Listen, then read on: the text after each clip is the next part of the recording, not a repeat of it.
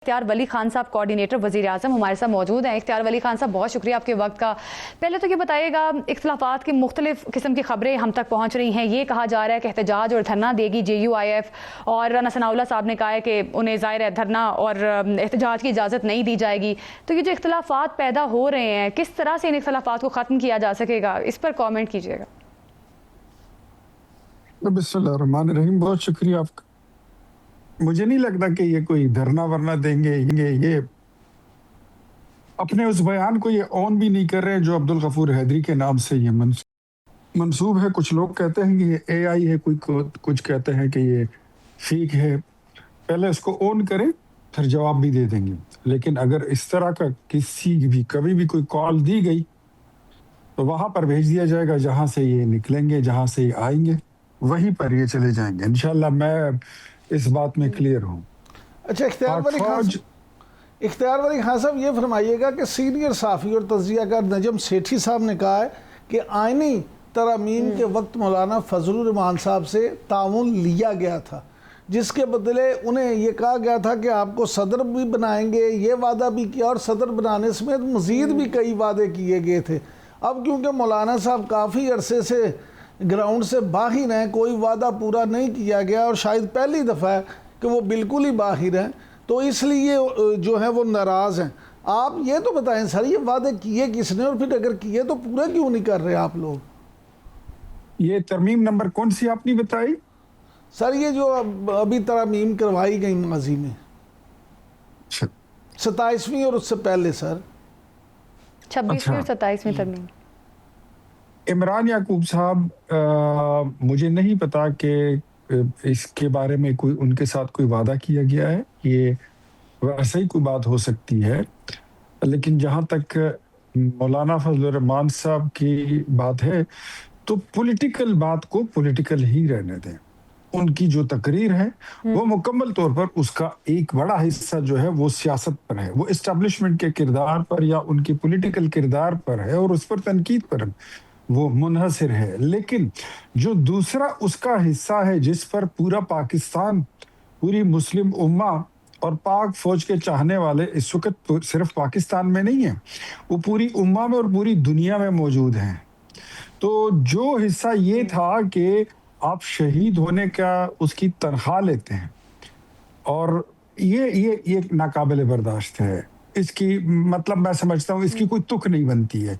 अगर आपका कोई डिसएग्रीमेंट भी हुआ है, अगर कोई वादा खिलाफी भी हुई है, अगर कोई आप किसी के किरदार को नापसंद भी करते हैं, अगर आप जमहूरियत तौर पे और डेमोक्रेसी और सिविल सुप्रीमेसी की बात करते हैं या आप पे उस कैफियत का दौरा आया हुआ है तो भी ठीक है, मैं मानता हूं। लेकिन शोहदा की कुर्बानी पर मिट्टी डालना, मेरे ख्याल में ये इसकी कोई एक नुक्ते बराबर भी, नुक्ते के सवे हिस्से बराबर इसकी कोई गुंजाइश नहीं है। इख्तियार वली खान साहब, सर ये फरमाइएगा कि इसमें तो कोई शक नहीं कि पूरी कौम फौज, पाक फौज के साथ खड़ी और शोहदा की कुर्बानियों के लिए किसी तौर भी कोई भी ज़ई शऊर और पाकिस्तानी जो है वो इससे इनकार कर ही नहीं सकता।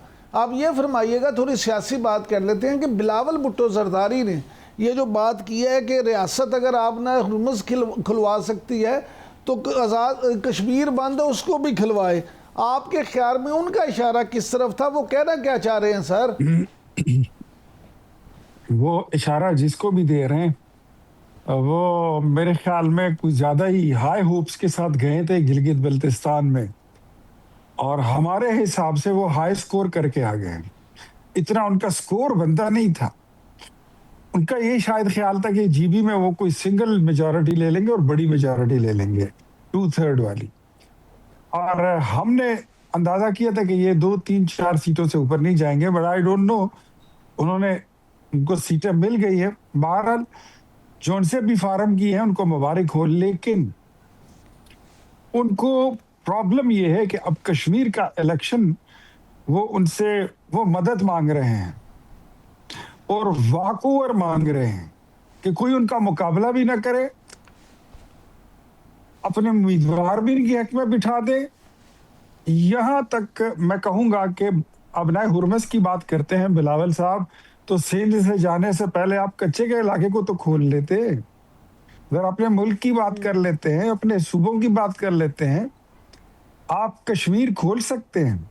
मुझे पता है इतनी इन्फ्लुएंस और इतने ताल्लुकात जॉइंट एक्शन कमेटी में बिलावल साहब के शायद हैं कि अगर वो खोलना चाहे तो वो खोल सकते हैं, बिकॉज इनकी तो बड़ी मेहरबानी रही है। जब जॉइंट एक्शन कमेटी ने स्टार्ट में अपने मामलात शुरू किए और इंतशार शुरू किया तो वहां पर दो ही लोग थे, एक स्टेट की तरफ से, रियासत पाकिस्तान की तरफ से जो हमारे वफाकी वजीर अमीर मकाम, वो सिंगल हैंडेडली इंगेज रहे जॉइंट एक्शन कमेटी के साथ। उन्होंने उनको इंगेज रखा, उनके मुतालिबात तस्लीम करते गए, बात वो दो आईनी नुक्तों पर आ गई। बट इस दौरान फैसल मुमताज राठौर साहब कहाँ थे? उसके बाद जब वो वजीर आजम बने, उनकी ड्यूटी क्या थी? क्या उन्होंने जॉइंट एक्शन कमेटी को इंगेज किया? उनको प्रॉब्लम ये है कि अब कश्मीर का इलेक्शन वो मदद मांग रहे हैं और वाकओवर मांग रहे हैं कि कोई उनका मुकाबला भी ना करे, अपने उम्मीदवार भी इनकी हक में बिठा दे। यहां तक मैं कहूंगा कि अबनाए हुरमस की बात करते हैं बिलावल साहब, तो सिंध से जाने से पहले आप कच्चे के इलाके को तो खोल लेते। अगर अपने मुल्क की बात कर लेते हैं, अपने सूबों की बात कर लेते हैं, आप कश्मीर खोल सकते हैं।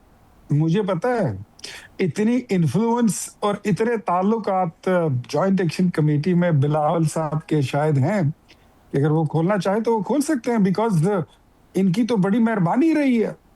जब जॉइंट एक्शन कमेटी ने स्टार्ट में अपने मामलात शुरू किए और इंतशार शुरू किया तो वहां पर दो ही लोग थे, एक स्टेट की तरफ से, रियासत पाकिस्तान की तरफ से जो हमारे वफाकी वजीर अमीर मकाम, वो सिंगल हैंडेडली इंगेज रहे जॉइंट एक्शन कमेटी के साथ। उन्होंने उनको इंगेज रखा, उनके मुतालिबात तस्लीम करते गए, बात वो दो आईनी नुक्तों पर आ गई। बट इस दौरान फैसल मुमताज राठौर साहब कहाँ थे? उसके बाद जब वो वजीर आजम बने, उनकी ड्यूटी क्या थी? क्या उन्होंने जॉइंट एक्शन कमेटी को इंगेज किया? पाकिस्तान पीपल्स पार्टी ने कश्मीर में अपना वोट बैंक आने वाले इस इलेक्शन के लिए बचाते उन्होंने कश्मीर को इस हालत तक पहुंचा दिया है। इसको कहते हैं क्रिमिनल आजाद कश्मीर का भी नेग्लिजेंस। जिक्र किया है कि ज़ाहिर है आज़ाद कश्मीर में इंतखाबात होने वाले हैं, लेकिन दो सानेहात जो हैं वो हुए हैं। वज़ीर आज़म आज़ाद कश्मीर के स्क्वाड की गाड़ी भी खाई में जा गिरी और ये भी कहा जा रहा है कि साबिक वज़ीर आज़म आज़ाद कश्मीर तनवीर इलियास के काफिले पर फायरिंग की गई है। ये दो सानेहात पेश आए हैं, इसके पीछे क्या लगता है आपको, क्या मुहर्रिकात है? क्योंकि ज़ाहिर है इलेक्शन भी आने वाले हैं, इस पर भी बताइएगा। देखिए, शरपसंदी तो वहां पर उन्होंने शुरू कर रखी है और ये लोग कश्मीरी नहीं है। ये बिल्कुल, मतलब जो कश्मीर कॉज के खिलाफ है मैं उसको कश्मीरी नहीं मानता। जो इल्हाके पाकिस्तान का मुखालिफ है मैं उसको कश्मीरी नहीं मानता। वो हो ही नहीं सकते। हमारा तो एजेंडा यही है, उनका कश्मीर का एजेंडा, तकमील पाकिस्तान का एजेंडा, ये तो दोनों तो एक ही चीजें हैं। जो इसके खिलाफ बातें करते हैं वो ना पाकिस्तानी है ना वो कश्मीरी है। और मैं उनको समझता हूं कि ये लोग, इनके पेट में लुकमा जो है वो बैरून मुल्क से, वो सरहद पार से आया हुआ है। ये सरहद पार के निवाले खाकर आकर बैठ जाते हैं, बातें शुरू कर देते हैं। ऐसे लोगों पर मैं ख्याल में रियासत बड़ी नरमी बरत रही है और कोई नरमी नहीं बरतनी चाहिए। और दिन ब दिन वो लोग थिन आउट हो रहे हैं, तकसीम हो रहे हैं। हर रोज आप देख रहे होंगे कि जॉइंट एक्शन कमेटी की क़यादत से लोग टूट रहे हैं और वो उनसे अलग होने का ऐलान करते हैं।